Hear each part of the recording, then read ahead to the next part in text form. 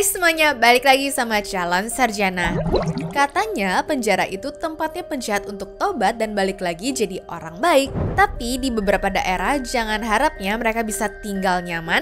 Yang ada minta ampun sih karena telah diperlakukan secara kejam. Penasaran seberapa ngerinya tempat-tempat ini guys?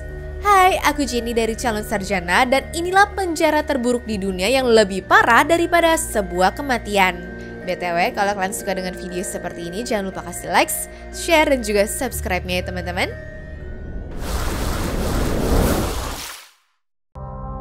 Nomor 6. Gladani Present. Masih untungnya kalian orang terlahir di Indo. Coba lihat yang takdirnya brojol di Georgia guys.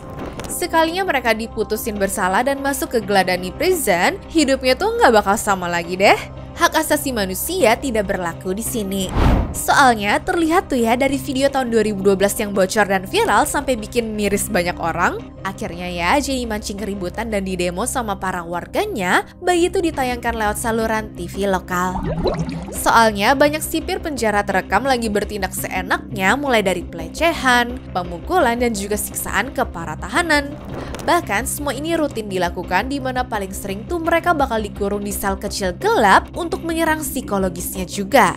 Otomatis sistem yang ada di sini seperti hierarki gitu ya. Posisi terbawah yang napi paling lemah dan teratas adalah para petugas tersebut. Bahkan ada loh yang kukunya dicabut paksa dan tulangnya tuh sampai retak atau dipatahkan. Makanya jadi ada aturan tidak tertulis gitu yang membuat narapidana saling sikut kalau mau bertahan hidup. Mana tiap selnya padat banget lagi. Soalnya kapasitasnya tuh naik 3 kali lipat dari yang seharusnya guys. Apalagi ngomongin kesehatan, makanan sama air bersih aja nggak cukup ya, sampai-sampai bikin resiko penyakit meningkat. Selama ini juga nggak pernah kebongkar karena mereka mainnya tuh rapi, dimana waktu keluarga berkunjung aja disuruh pakai helm khusus dong guys.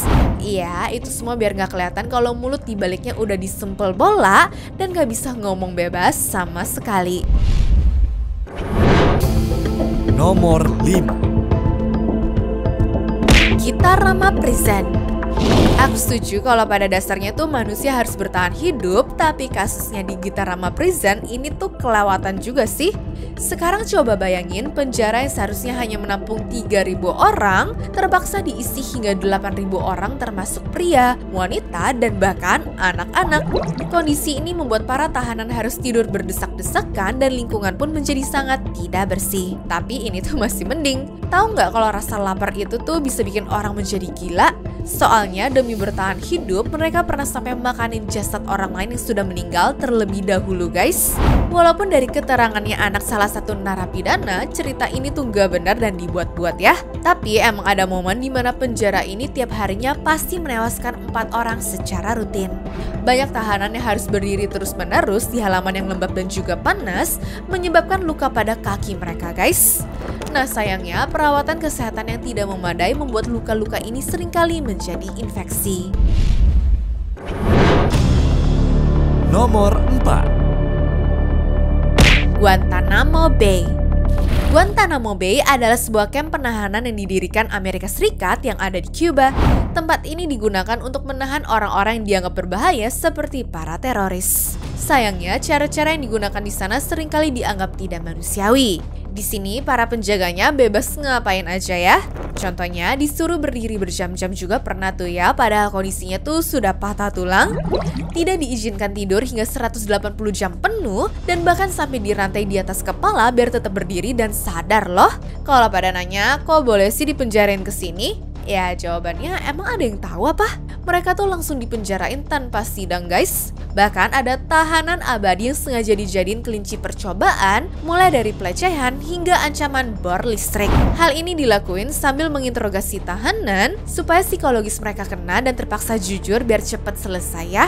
Makanya kalau dilihat dari artikelnya DW, PBB jelas keberatan banget karena tempat ini tidak manusiawi sama sekali kan. Tapi meskipun sudah berulang kali pengen coba ditutup, sayangnya penjara ini masih terus beroperasi. Bahkan beberapa presiden Amerika Serikat seperti Obama pernah mencoba untuk menutup camp ini loh. Namun karena berbagai alasan politik, Guantanamo Bay masih tetap beroperasi hingga saat ini. Nomor 3. Ciudad Barrios. Kalau kalian ke El Salvador sekarang, negaranya tuh jauh lebih tenang dibandingkan dulu sih guys.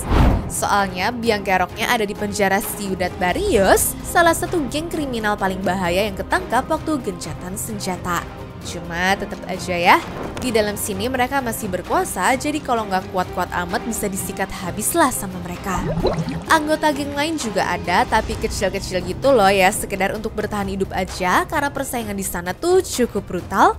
Mana kapasitas aslinya cuma beberapa ratus orang doang lagi, tapi yang masuk di sini ada ribuan narapidana. Bukan hanya bikin padat dan kumuh aja, makanan sama obat-obatan juga kurang banget ya di sini.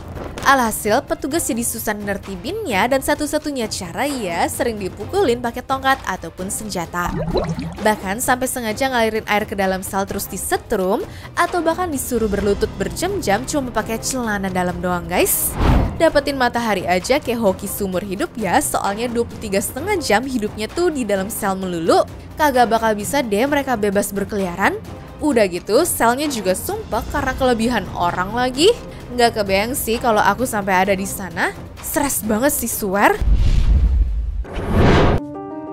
Nomor 2. Black Dolphin. Namanya sih lucu juga ya. Tapi penjara tertua di Rusia ini isinya tuh penjahat kelas berat semua.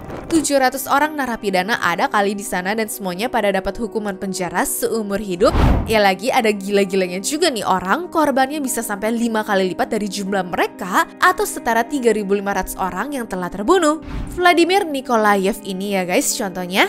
Dia nekat memotong tubuh korbannya gara-gara masalah sepele. Mereka berantem waktu mabuk dan sama-sama tidak terima, terus digiringlah ke toilet untuk dipotong-potong. Mana dagingnya itu digoreng dan temennya disuruh coba lagi. Dibohongin itu temennya guys dengan mengaku kalau dagingnya itu adalah daging kanguru. Aku yang bayangin di posisi ini aja udah mual ya. Bayangin ada 700 orang lain yang kurang lebih melakukan kejahatan serupa atau lebih parah. Makanya gak heran jeruji besinya tuh sampai 3 lapis kan? Terus ngapa-ngapain bakal dipantau pakai CCTV seharian penuh dan ada penjagaan berlapis biar susah melawan. Pokoknya hidup dan mati cuma di dalam sel doang deh ya. Mereka juga nggak bisa menyembunyikan sesuatu karena digeledah secara rutin. Jadi dari bangun jam 6 pagi cuma bisa berdiri doang selama 16 jam dan harus merespon tiap dicek selama 15 menit sekali. Kayaknya kalau begini sih disuruh coba seminggu juga aku nyerah duluan sih. Ada yang tahan lama aja udah nggak wajar sih ya teman-teman. Nomor 1. Sikot.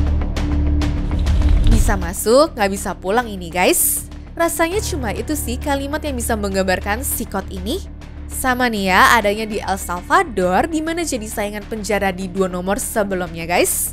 Tapi bedanya kali ini dibuat dari akhir tahun 2022 untuk geng-geng kriminal keji yang masih berkeliaran di luar sana. Pertumbuhan penghuninya juga cepet banget ya. Dari 2000 tahanan di awal Februari 2023, tiba-tiba jadi 14.532 tahanan di pertengahan tahun 2024. Ya, walaupun masih bisa menampung sampai 40.000 orang, tapi kayaknya perhitungannya sih dipaksain ya.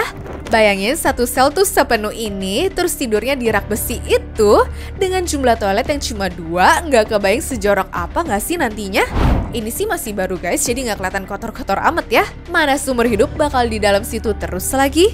Mereka cuma boleh keluar untuk olahraga 30 menit aja per harinya. Tapi ada fakta yang harus digaris bawahin juga ya. Pertama-tama, Organisasi Kemanusiaan Internasional katanya menemukan tindakan semena-mena di dalam sini. Pemerintah juga kabarnya banyak ngilangin orang atau penyiksaan dan juga pelanggaran hukum seperti penangkapan tanpa bukti yang kuat. Cuma gara-gara penampilannya kasar atau wajahnya mengerikan bisa langsung diduga anggota geng dan juga diamanin loh. Padahal kan bisa aja ya mukanya yang boros gitu. Ya pokoknya kalau udah masuk ke sini jangan harap dia bisa keluar hidup-hidup karena tidak akan ada celah dari sistem keamanannya ya guys. Selain semua aktivitas bakal dipantau setiap menit, lampunya juga bakal dinyalain terus biar mustahil untuk sembunyi-sembunyi. Anyways, cukup sampai di sini ya guys video hari ini. Sampai jumpa di video selanjutnya. Dah.